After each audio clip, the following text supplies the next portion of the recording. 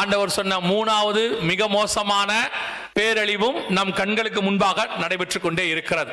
மிக முக்கியமானது பூமியின் துஷ்ட மிருகங்களினாலும் பூமியின் காற்பங்கில் உள்ளவர்களை. அந்த துஷ்ட மிருகம் என்பதை நீங்க ரெண்டு விதத்தில் எடுத்துக்கொள்ளலாம். ஒன்று, நேரடியாய் மிருகங்கள் மூலமாக ஏற்படக்கூடிய அழிவு அப்படின்னு வச்சுக்கலாம், அதுவும் ஒரு பக்கம் இருக்கும். ரெண்டாவது, அதுல நான் யோசிக்கிறது என்ன அப்படின்னு கேட்டீங்கன்னா, கடந்த ஒரு 40 வருஷ காலமாக நீங்க எல்லாம் கவனிச்சு பாத்தீங்கன்னா வந்த எல்லா கொள்ளை நோய்கள் அத்தனைக்கு பின்னாடியும் பாத்தீங்கன்னா ஒரு மிருகத்தின் பேர் இருப்பதை நீங்கள் கவனிப்பீர்கள். ஒரு எய்ட்ஸ்ல இருந்து எடுத்துக்கோங்களேன், ஒரு 20-30 வருஷமா அதுக்கு சிம்பன்சி குரங்கு தான் காரணம் அப்படின்னு சொன்னாங்க. அங்க இருந்தா அந்த வைரஸ் பரவுச்சு அப்படின்னு சொல்றாங்க. அப்ப நமக்கு தெரிந்திருக்கிறபடி அடுத்து பன்றி காய்ச்சல், பறவை காய்ச்சல், குரங்கு ஃபீவர், இப்போ வந்து மங்கி ஃபீவர் ஒன்று கேரளாவில் வந்துச்சு, உங்களுக்கு தெரியும். மத்திய கிழக்கு நாடுகளில் கேமல் ஃபீவர், அதாவது ஒட்டக காய்ச்சல் அப்படின்னு ஒன்று வந்தது, அதுவும் உங்களுக்கு தெரியும். அது மட்டுமல்ல, எபோலா வவ்வால்ல இருந்து வந்துச்சுன்னு சொன்னாங்க. இப்போ இந்த கொரோனா வந்த போது கூட சைனால உள்ள மிருகத்தின் மார்க்கெட்ல இருந்து தான் அது பரவுச்சு அப்படின்னு சொன்னாங்க. ஆனா இதுல இருக்கிற எல்லாத்துக்கும் பின்னாடியும் ஒரு ஒத்துமை இருக்கும். அதை மட்டும் கவனிச்சீங்கன்னா உங்களுக்கு புரியும். என்னன்னு பாத்தீங்கன்னா, லேவியராகமத்தின் புஸ்தகத்துல கர்த்தர் எதெல்லாம் துஷ்ட மிருகம்னு மென்ஷன் பண்றாரோ அதுல 90% இப்ப வரக்கூடியது எல்லாம் அதுல உள்ளதாக தான் இருக்கும். அது வவ்வாலாக இருக்கட்டும், குரங்காக இருக்கட்டும், பன்னியாக இருக்கட்டும், அல்லது வந்துட்டு மற்ற எந்த காரியங்களையும் நல்லா கவனிச்சு பார்த்தீங்கன்னா பெரும்பான்மையானவைகள் எல்லாம் பைபிள்ல சொல்ற துஷ்ட மிருகம்னு ஆண்டவர் எதை மென்ஷன் பண்றாரோ அதன் பேரில தான் இப்ப எல்லாமே வருது, எல்லா நோய்களும் வருது. ஒரு 90 to 95% நான் உங்களுக்கு சொல்றேன். இது துஷ்ட மிருகங்களினால் வரக்கூடியதான மரணம் என்று வேதம் சொல்லும்.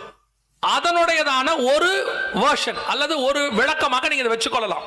நிறைய வியாதிகள் இந்த ஒரு 50 வருஷமா நிறைய வியாதிகள் பாத்தீங்கன்னா எல்லா துஷ்ட மிருகம், பைபிள் சொல்ற அந்த துஷ்ட மிருகத்தின் பேர்ல வருது, நம்ம கண்களுக்கு முன்பாக நடைபெற்றுக் கொண்டே இருக்கிறது. இது இன்னும் வரும், இதுக்கு அடுத்த லெவலுக்கும் போகும்.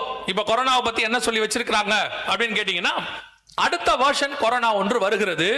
அது ஏற்கனவே இருந்ததை விட மோசமாக வரப்போகுது. இதை நான் சொல்லல, இங்க இருக்கு பாருங்க, இது அவங்க சொல்றாங்க.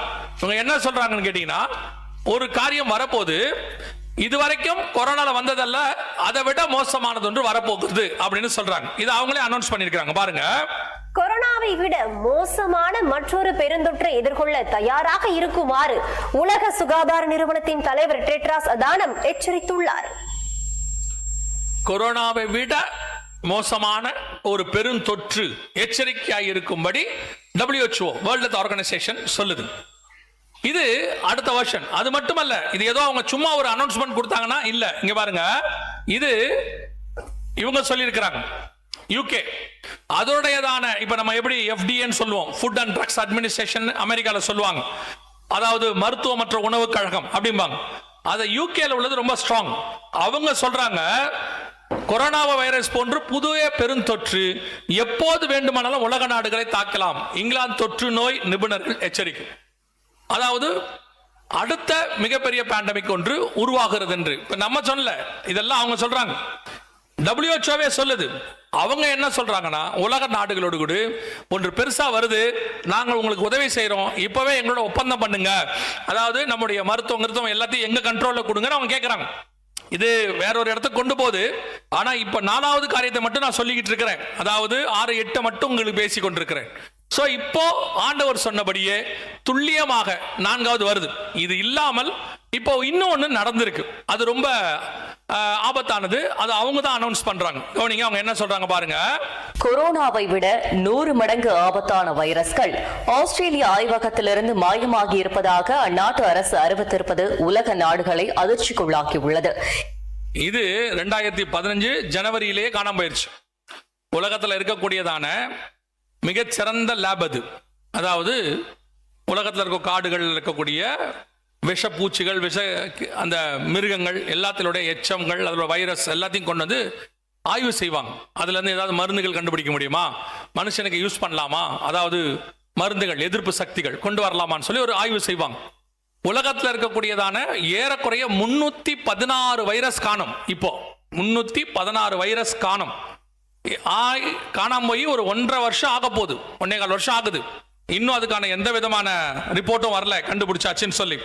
ஆனா என்ன சொல்றாங்கன்னா, இந்த வைரஸ் ஒருவேளை தப்பானவங்க கையில கிடைச்சி அவங்க அதை ஆயுதமா யூஸ் பண்ணா எப்படி யூஸ் பண்ணுவாங்க அப்படின்னா, இப்போ ஒரு உதாரணத்துக்கு கொரோனா வந்தபோது ஒரு ரூமர், ஒரு வதந்தி இருந்துச்சு. என்னன்னு கேட்டீங்கன்னா, கொரோனா என்பது உருவாக்கப்பட்ட வைரஸ் லேப்ல இருந்து அதை மனுஷங்க மேல பரவ விடுறாங்க அப்படின்னு ஒரு வதந்தி இருந்துச்சு. இன்னொரு பக்கம் அது சைனாவுடையதான மிருகத்தின் அந்த மார்க்கெட், அதுல இருந்து அந்த கிருமி பரவுச்சு அப்படின்னு சொன்னாங்க. இந்த ரெண்டு வகை இருக்கு. இப்ப ரீசெண்டா ஒரு ஆய்வுல இல்ல அது லேப்ல இருந்து தான் போச்சுங்கிறத நாங்க நிரூபிக்கிறோம்ல அவங்க சொல்லி இருக்கிறாங்க. அந்த மாதிரி ஒருவேளை இந்த லேப்ல இருந்து இந்த வைரஸை எடுத்து தப்பானவங்க கையில கிடைச்சா உலக மக்கள் தொகையில 15% பேரை கொள்ள முடியுமா, அந்த அளவுக்கு அது வீரியம் வாய்ந்ததுன்னு அனௌன்ஸ் பண்ணியிருக்கிறாங்க.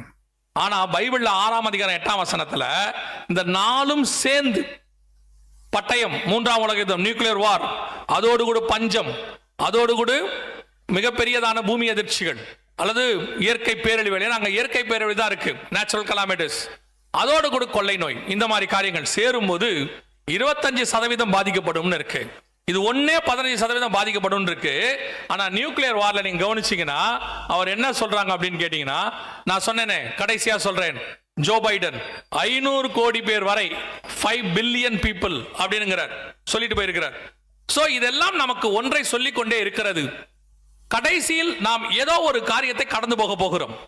நம் கண்களுக்கு முன்பாக வேதத்தில் தீர்க்க தரிசனமாய் சொன்னவைகள் 2000 வருஷம் கழித்து நிதர்சனமாய் நடக்குது, நம்ம கண்ணுக்கு முன்னாடி நடக்குது. இதெல்லாம் அவங்க கொடுத்திருக்கிற எச்சரிப்பு. நான் இவ்வளவு நேரம் சொன்னதெல்லாம் உலக பிரகாரமாய் WHO-வும் அமெரிக்க அதிபர்களும் அல்லது புவியியல் ஆராய்ச்சியாளர்களும் யுத்த வல்லுநர்களும் என்னென்னலாம் சொல்லி இருக்கிறாங்களோ அதனுடையதான எச்சரிப்பு காரியங்களை சொன்னோம்.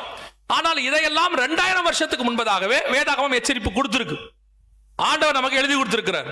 அந்த காலகட்டம் இப்பொழுது வந்திருக்கு. அதுக்கு முன்னாடி அடையாளமாக நடக்கும் என்ற ஒரு சொன்ன காரியங்களும் நடந்திருக்கு. எனவே அவர்களும் சொல்றாங்க, வேதமும் சொல்லுது, அந்த காரியங்கள் நம் கண்களுக்கு முன்பாக வருகிற காலங்களில நடக்கும். எப்படி 2018 கொரோனா வரதுக்கு முன்னாடி WHO சொல்லுச்சோ வந்துச்சோ, அதே மாதிரி இவ்வளவும் அவங்க தான் சொல்லி இருக்கிறாங்க.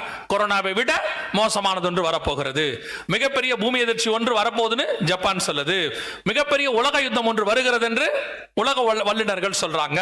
சோ இவங்க சொல்றது எல்லாமே பைபிளும் ஏற்கனவே சொல்லிருச்சு. ரெண்டையும் சேர்த்து தான் சொல்றோம். இது நம் கண்களுக்கு முன்பாக சம்பவிக்க போகுது. இதில் நடக்கும் போது, இத்தனை காரியங்களும் சம்பவிக்கும் போது உலகம் என்ன செய்யும், அரசாங்கங்கள், உலகத்தில் உள்ள பெரிய பெரிய சாம்ராஜ்யங்கள் என்ன செய்யும் நமக்கு தெரியாது. ஏன்னா கொரோனா வந்த போது அத்தனை பேரும் ஸ்தம்பிச்சு போய் நின்னாங்க. என்ன செய்யறதுன்னு யாருக்குமே தெரியல. அந்த கொள்ளை நோயிலிருந்து வெளியே வர்றதுக்கு என்ன பண்ணணும்னு 2 வருஷம் போராடினாங்க. 2019 2021 வரைக்கும் என்ன செய்யலாம்னு யோசிச்சு ஒண்ணு செஞ்சாங்க. எல்லாம் தனித்தனியா வீட்டுக்குள்ள இருங்கன்னு சொன்னாங்க. அவ்வளவுதான் அவங்களால சொல்ல முடிஞ்சிச்சு. ஏன்னா அவங்களால ஒண்ணும் செய்ய முடியல. அது நாங்க ஏதாவது செய்யற வரைக்கும் நீங்க என்ன பண்ணுங்க, கொஞ்ச நாள் எல்லாம் வீட்டுக்குள்ள இருங்க அப்படின்னாங்க. அதுதான் அவங்க செய்வாங்க. ஆனா இப்போ 4 வரப்போது ஒண்ணா அவங்க தான் சொல்லி இருக்கிறாங்க. இயற்கை பேரழிவு, கொள்ளை நோய், யுத்தம், பஞ்சம், 4 ஒண்ணா வரும். இந்த 4 ஒண்ணா வரும்போது என்ன செய்யணும்னு அவங்க வந்த பிறகுதான் யோசிக்க முடியும். ஏன்னா அவங்களுக்கு தெரியாது. ஒரு நியூக்ளியர் வார் வந்தாதான் நியூக்ளியர் வாரோட எஃபெக்ட் என்னன்னு அவங்களுக்கு தெரியும். அதே மாதிரி தான் இனிதான் நியூக்ளியர் வரும். வந்த பிறகுதான் அதனுடைய எஃபெக்ட், அதுல ஜனங்க என்ன ஆவாங்க, அவங்களை எப்படி காப்பாத்தலாம்னு அவங்க எல்லாம் முயற்சி பண்ணுவாங்க. ஆனால் இதையெல்லாம் முன்னறிவித்த இயேசு இவைகள் சம்பவிக்கும் போது என்ன பண்ணணும்னு ஒன்னு சொல்றாரு. அதை இந்த உலகம் ஏத்துக்காது. ஆனால் வேதத்தை தியானிக்கிற வாசிக்கிற நீங்களும் நானும் அதை ஏற்றுக்கொண்டுதான் ஆகணும். ஏன்னா வேற வழியும் இல்லை. ஏன்னா அவங்களும் வேற வழி சொல்ல போறது இல்ல. கொரோனால அவங்க எப்படி ஸ்தம்பிச்சு நின்னாங்களோ அதை விட மோசமா ஸ்தம்பிச்சு நிக்க போறாங்க. அப்ப என்ன செய்யணும் என்று இயேசு சொல்லுகிறார். வாசிங்க, மத்தேயு எழுதின சுவிசேஷம் 24ஆம் அதிகாரம் 6வது வசனத்தை வாசிங்க.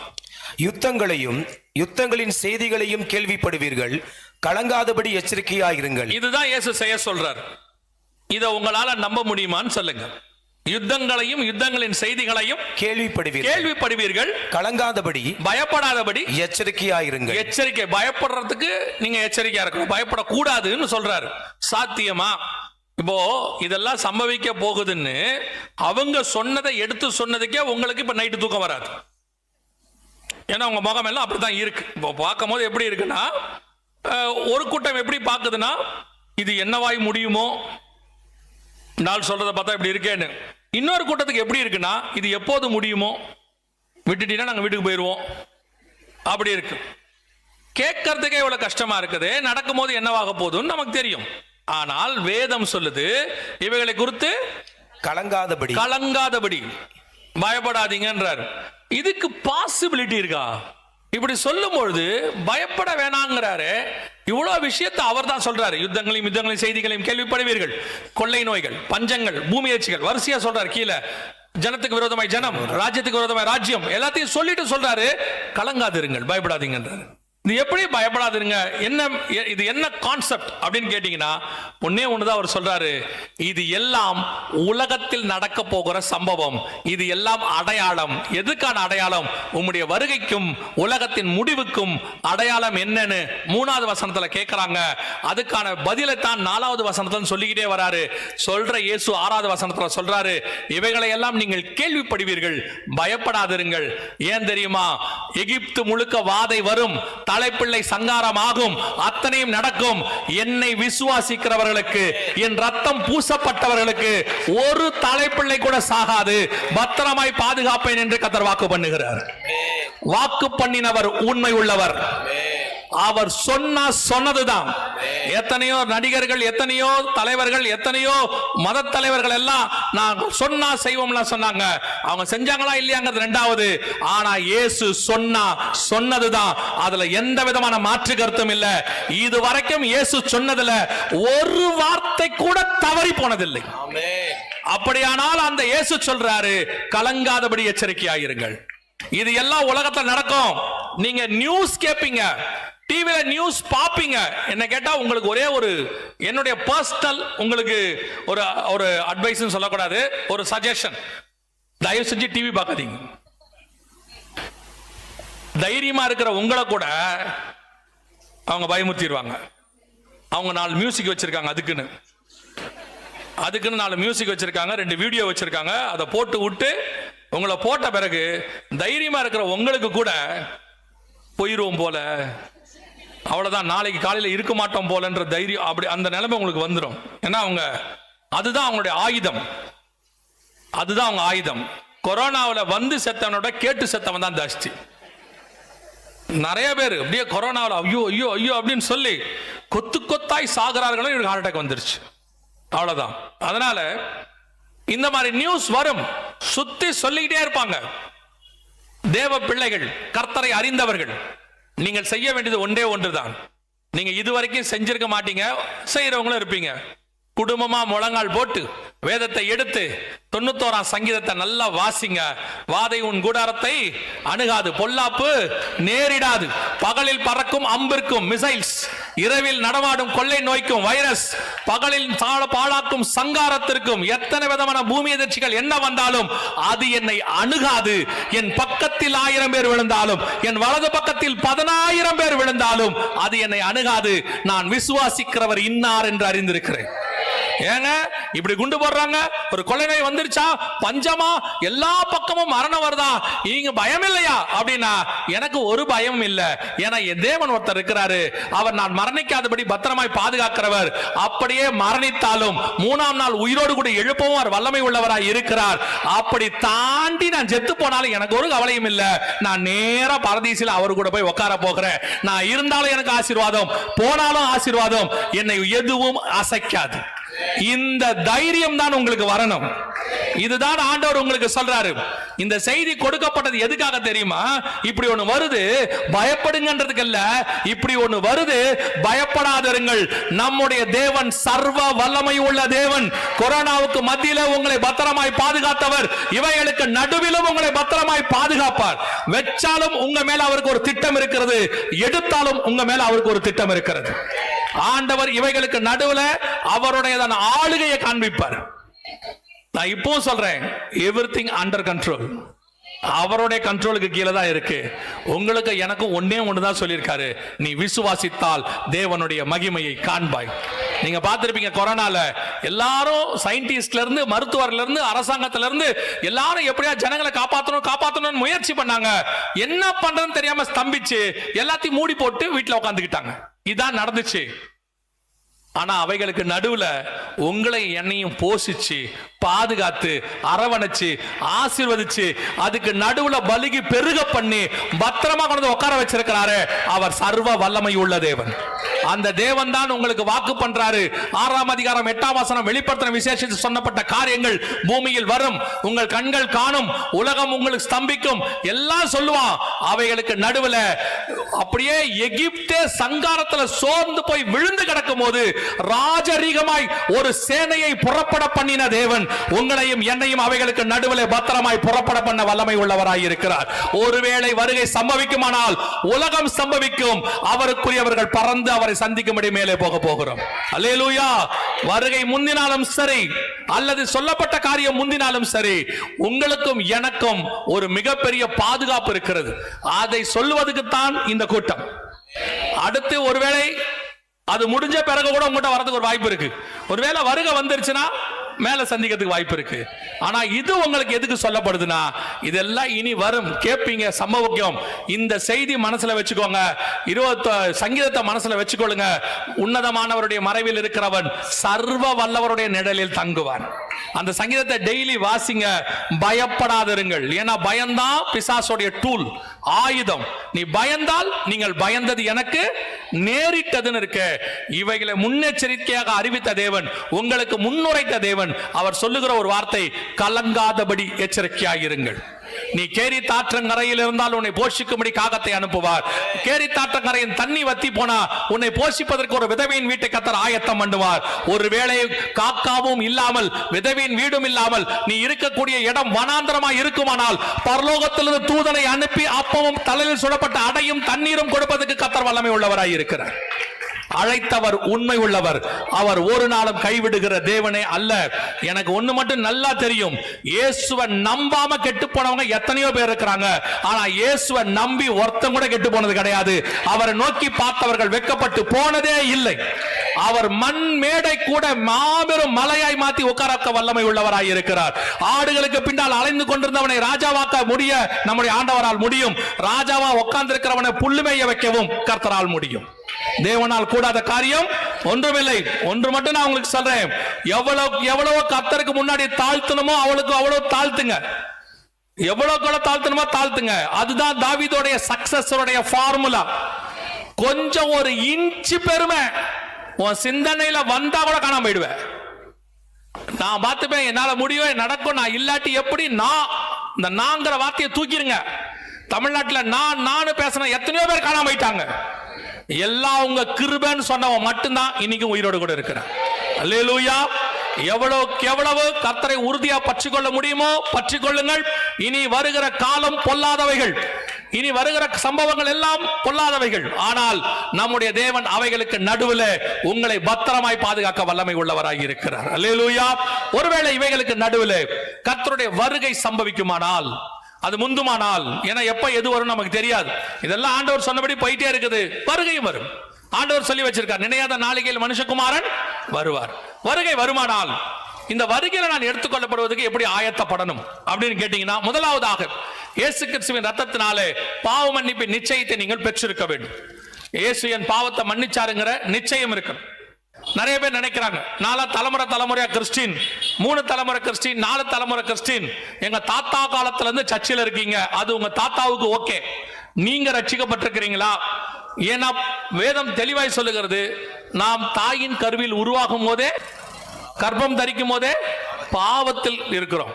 அந்த ஜென்ம சுபாவம் ஜென்ம பாவம் பாங்க. ஜென்மனா போன ஜென்மம் இல்லை, அப்படிலாம் கிடையவே கிடையாது. ஒரே ஜென்மம் தான் நமக்கு, ஒரே வாழ்க்கை தான். மனுஷன் ஒரே தரம் மரிப்பதும் பின்ன நியாய தீர்ப்படைவதும். 6 ஜென்மம் 5 ஜென்மம் 3 ஜென்மம்லாம் கிடையாது. இந்த ஜென்ம சுபாவம் என்னன்னா, தகப்பனுடைய பாவம், தகப்பனுடைய சுபாவம், தாயினுடைய காரியங்கள் நமக்குள்ள இருந்து வரும், அந்த ஜீன்ல வரும். அதுல இருந்து உங்களை விடுதலையாக்க வேண்டும் என்றால் இயேசுவின் ரத்தத்தினாலே நீங்கள் பாவ மன்னிப்பை பெற்றிருக்க வேண்டும். நீங்க பெற்றிருக்கிறீங்களா? அறிக்கை செஞ்சிருக்கிறீங்களா? இயேசுவே என் உள்ளத்தில் வாரும், என் பாவத்தை மன்னியும், உம்முடைய பிள்ளையாய் என்னை ஏற்றுக்கொள்ளும் அப்படி என்று நீங்கள் அறிக்கை செய்யும் போது கர்த்தர் பாவங்களை மன்னிக்க வல்லமை உள்ளவராய் இருக்கிறார். உலகத்திலேயே பாவ மன்னிப்ப இவ்வளவு எளிதா தம்மை தேடுகிறவர்களுக்கு கொடுக்கிற தேவன் ஆண்டவராக இயேசு கிறிஸ்து ஒருத்தர் மட்டும்தான். நீ இருக்கிற இடத்துல முழங்கால் போட்டு கையை உயர்த்தி உண்மையா கேட்டீங்கன்னா கர்த்தர் மன்னிக்க வல்லமை உள்ளவராக இருக்கிறார். அல்லேலூயா. 2வது, பிதா குமாரன் பரிசுத்தாவியின் நாமத்தினாலே தண்ணீர்ல மூழ்கி ஞானஸ்நானம் எடுத்திருக்கணும். சிலருக்கு சொல்லுவாங்க, நான் சின்ன வயசுல எடுத்துட்டேன், குழந்தையிலே எடுத்துட்டேன். வேதத்தில் அந்த ஞானஸ்நானம் இல்லை, வேற எந்த ஞானஸ்நானமும் இல்லை. கொடிக்கு கீழே எடுத்த, அங்க எடுத்த, இங்க எடுத்த எதுவும் கிடையாது. ஞானம் வந்த பிறகு எடுக்கிற ஸ்நானம் தான் ஞான ஸ்நானம். ஞானம் எப்ப வரும்? கர்த்தருக்கு பயப்படுதலே ஞானத்தின் ஆரம்பம். தீமை விட்டு விலகுதலே கர்த்தருக்கு பயப்படுகிற பயம். அப்ப ஞானஸ்நானம் எப்ப எடுக்கணும்? தீமை விட்டு விலகி கர்த்தருக்கு பயந்து இனி பாவம் செய்ய மாட்டேன் அறிக்கை செய்து பாவத்துக்கு மரித்து நீதிக்கு உயிர்த்தெழுதல். இந்த ஞானஸ்நானம் எடுத்திருக்கீங்களா?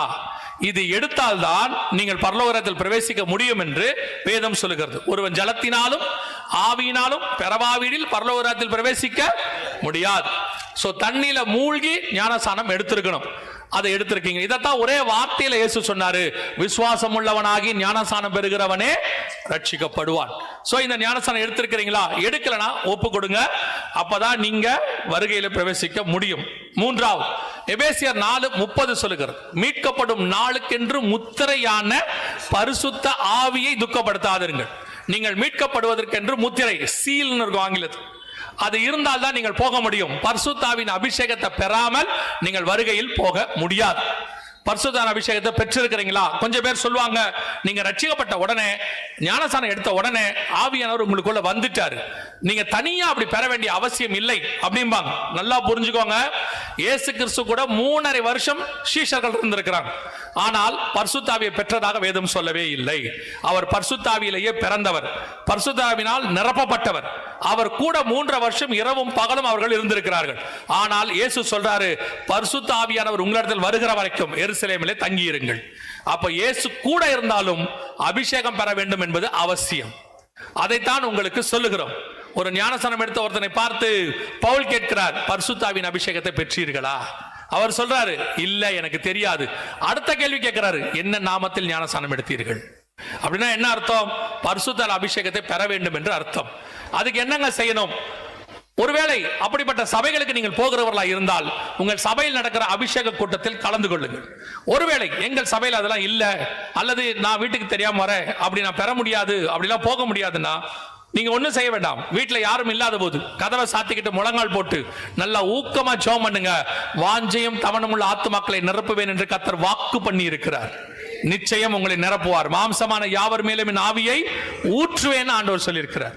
சோ நீங்க உண்மையா ஜெபம் பண்ணும்போது ஆவியானவர் உங்களை நிரப்ப போதுமானவராய் இருக்கிறார். 4வது, எபேசியர் அப்போஸ்தலர் நடவடிக்கைகள் 2:40 சொல்லுது, மாறுபாடான சந்ததியை விட்டு விலகி உங்களை ரட்சித்துக் கொள்ளுங்கள் என்று வேதம் சொல்லுது.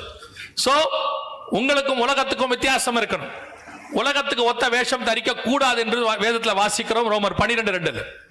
உலகத்துக்கு ஒத்த வேஷம் தரிக்காமல், அதே நேரத்தில் ரோமருக்கு எழுதும் போது பவுல் சொல்லுகிறார் 8:29, குமாரனின் சாயலுக்கு ஒப்பாய் மாறணும். உங்களை கர்த்தர் வேறு பெற்றது உலகத்தின் சாயல்ல இருந்து. இன்னைக்கு கடைசி காலம், மோசம் போகிற காலம். இன்னைக்கு ஆட்டுத்தோல் போர்த்திய ஓநாய்கள் வருகிறது. பூமியிலிருந்து ஒரு மிருகம் எழும்பி வர கண்டேன். அது ஒரு ஆட்டுக்குட்டிக்கு ஒப்பாக 2 கொம்புகளை உடையதாக இருந்தது, வலு சர்ப்பத்தை போல் பேசினது என்று சொல்லி வெளிப்படுத்தல் 13:11 வாசிக்கிறோம். அதே போல கடைசி காலத்துல உங்களை மோசம் போக்குற உபதேசங்களும் உங்களை மோசம் போக்குறதான ஊழியர்களும் அதிகமாக எழும்பி இருக்கிறார்கள் மாட்டார்கள். இவங்களை பார்த்துதான் உங்களை பத்தி உங்களுக்கு சொல்றார் ஆண்டவர், மாறுபாடான சந்ததிகளை விட்டு விலகுங்கள் என்று சொல்லி. நீங்கள் பரலோகத்துக்கு போகணும்னா இந்த மாதிரி ஆட்களை விட்டு விலகித்தான் ஆகணும். They are all entertainers. உங்களை மகிழ்விக்கிறவர்கள், உங்களை சந்தோஷப்படுத்துகிறவர்கள். But we need transformers. உங்களை மறுரூபமாக்குறவர்கள், பரலோகத்துக்கு கூட்டிட்டு போகிறவர்கள். We don't want entertainers. நாம என்டர்டெயின்ல தான் வந்திருக்கோம். இங்கேயும் என்டர்டெயின் பண்றதுக்கு ஆள் தேவையில்லை. நான் சொல்றேன், அவர்கள் என்டர்டெயின் பண்ணி உங்களுக்கு கிடைக்கிற சந்தோஷத்தை விட தனிமையில் 1 மணி நேரம் தேவ சமூகத்தில் உட்கார்ந்து பாருங்கள். அந்த சந்தோஷத்துக்கு ஈக்குவலான சந்தோஷத்தை உலகத்தில் நீங்கள் வேற எங்கேயுமே பார்க்க முடியாது. பரிசுத்த ஆவியில நிரம்பி ஆண்டவரோடு இருக்கிற அந்த சந்தோஷம், அது நித்திய பேரின்பம். இன்னைக்கு உங்களை மாயையான சந்தோஷத்தை காட்டி ஏமாத்துறதுக்கு ஒரு கூட்டம் ரெடியா இருக்குது. ஆட வச்சு, பாட வச்சு, ஓட வச்சு, குதிக்க வச்சு, விசிலடிக்க வச்சு எல்லாம் பண்ணிட்டு இருக்கிறாங்க. ஏமாறாதருங்கள். சபைகளுக்குள்ளே அப்படிப்பட்ட ஆட்களுக்கு இடம் கொடுக்காதிருங்கள். சபை தலைவர்கள், மூப்பர்கள், கமிட்டிகள், தயவு செய்து இனிமேலாவது மனம் திரும்புங்கள். இதுவரைக்கும் இருந்தது போகட்டும். இன்னும் அதே மாதிரி போய்கிட்டு இருந்தீங்க, ஒரு நாள் நீங்கள் காணாமல் போவீர்கள். நான் உங்களுக்கு சொல்லுகிறேன், கிறிஸ்து சொன்னபடி சொன்ன ராஜ்யங்களும் சாம்ராஜ்யங்கள் மட்டும்தான் இன்னும் நிற்கிறது. கிறிஸ்தவத்துக்கு சொன்ன வசனத்துக்கு எதிராக இருந்த திருச்சபைகள் கூட நிர்மூலமாயிருச்சு. ஊழியக்காரர்கள் காணாம போயிட்டாங்க. ரொம்ப கேர்ஃபுல்லாக இருந்து கொள்ளுங்கள். 5வது, சுவிசேஷம் அறிவித்தல் உங்கள் மேல் விழுந்த கடமை. நீங்கள் சுவிசேஷத்தை சொல்ல வேண்டும் என்று வேதம் சொல்லுகிறது. சொல்லாவிட்டால் உங்களுக்கு ஐயோ என்று சொல்லுகிறது. இவ்வளவு காரியங்கள் நீங்கள் பார்த்திருக்கிறீர்கள். நீங்கள் இந்த காரியத்தை ஜனங்களுக்கு சொல்ல வேண்டும் என்று ஆண்டவர் சொல்லுகிறார். ஏன் தெரியுமா? நீங்கள் பரலோகத்துக்கு போகும்போது இந்த பூமியிலிருந்து எதையும் கொண்டு போக போகிறது இல்லை. நீங்கள் ஆத்துமாக்களை மட்டும் கொண்டு போவீர்கள். உங்களுக்கு நல்லா தெரியும். ஏன்னா இதுக்கு முன்னாடி பூமி விட்டு போனவங்க கிட்ட நீங்க எதையும் கொடுத்து அனுப்பல, எல்லாத்தையும் நீங்க எடுத்துக்கிட்டீங்க. நீங்க போகும்போது உங்ககிட்டயும் எவனும் எதுவும் கொடுக்க போறது இல்லை, அவன் எடுத்துக்க போறான். இதை இயேசுநாதர் அழகா சொன்னார். நிர்வாணியாய் வந்தேன், நிர்வாணியாய் போகிறேன். சோ உங்களுக்கு நல்லா தெரியும். ஆனாலும் சிலருக்கு தெரியாது. என்ன செய்தி கேட்டாலும் சாகர வரைக்கும் எவனுக்கும் எதையும் கொடுக்காம செத்த பிறகு எடுத்துக்கங்கடான்னு பிள்ளைகளை அடிதடியில விட்டுட்டு போற ஆட்கள் தான் ஜாஸ்தி.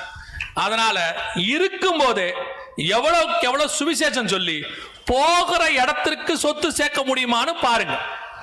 நீங்கள் எவ்வளவு சொத்து சேர்க்கணுமோ ஆத்துமாக்களாக அங்க சேர்க்க முடியும். ஏன்னா இயேசு கிட்ட பூமியில இருந்து உங்ககிட்ட கேட்டது, இயேசு கேட்டது ஆத்துமாக்கள் மட்டும்தான். மிச்சம் எல்லாம் அவர் மேல வச்சிருக்கிறார். உங்களுக்கும் எல்லாம் ரெடி பண்ணிட்டாரு. உங்களை கொண்டு வர சொன்னது அது மட்டும்தான். நீங்க வேற எதையும் கொண்டு போகவும் முடியாது. சோ இன்னையில இருந்து ஒரு 5 பேருக்கு சுவிசேஷத்தை சொல்லுங்க. சோ சுவிசேஷம் அறிவித்தல் உங்கள் மேல் விழுந்த கடமை. 6வது, இயேசு வருவார் என்பதை இனி ஒவ்வொரு நாளும் விசுவாசிக்கணும். நீங்க இப்ப கேட்கிற செய்தியை இத்தோட மறந்துற ஒரு குரூப். சிலர் மார்க் போட்டுட்டே போவாங்க, நல்லா இருந்துச்சு. சிலர் சொல்லிட்டே போவாங்க, பயமா இருந்துச்சு.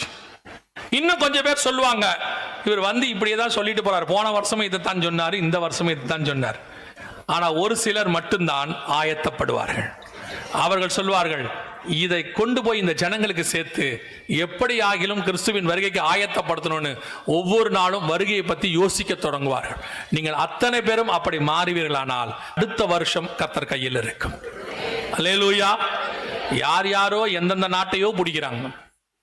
ட்ரம்ப் போய் வெனின்சுலாவை பிடிக்கிறார். அவர் போய் சம்பந்தம் இல்லாம. நாம ஏன் ஆண்டவருக்காக ஒரு தேசத்தை பிடிக்க கூடாது? நான் சொல்றது தேசத்தை லேண்ட இல்லை, நான் சொல்றது இருதயத்தை. மனம் திரும்புங்கள், பரலோக ராஜ்யம் சமீபமாக இருக்கிறது. அல்லேலூயா. நீங்கள் அத்தனை பேரும் நினைத்தால் ஆண்டவருக்கு ஆத்துமாக்களை ஆதாயம் பண்ணி பரலோகத்தில் கொண்டு போய் சேர்க்க முடியும். கடைசியாக முடிவு பரியந்தம் நிலைநிற்கிறவனே ரட்சிக்கப்படுவான். இந்த 6 காரியத்திலும் நீங்க கடைசி வரைக்கும் நின்னீங்கன்னா கர்த்தருடைய வருகையிலே பிரவேசிப்பது எளிது.